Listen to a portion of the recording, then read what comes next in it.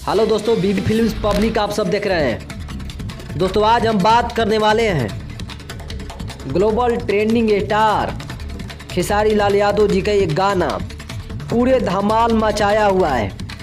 UP Bihar में ही नहीं बल्कि बंगाल में भी इस गाना को इतना पसंद किया जा रहा है। आप लोग हमारे स्क्रीन पर आप सब देख रहे हैं, ये कोलकाता का सीन है। ये कोलकाता के सीन में कोलकाता का और कोलकाता में खेसारी लाल यादव जी के गाना बंधु 3 दिन 2.0 धमाल मचा दिया है। आप सब देख सकते हो, ये गाना पूरे बंगाल में चलने के लिए पूरा तैयार है। धीरे धीरे ये गाना इतना वायरल हो जाएगा, किसी को जानकारी भी नहीं था। ये गाना अभी तक से व्यूज 6 मिलियन पार है, जिसका 2.5 लाख लाइक, कमेंट 2 लाख। इससे बड़ी बात इस गाना के लिए कुछ नहीं हो सकता है। ये गाना बंगाली भोजपुरी में है, थोड़ा हिंदी भी मिक्स और टच है। लगभग 3 भाषा में ये गाना बनाया गया था।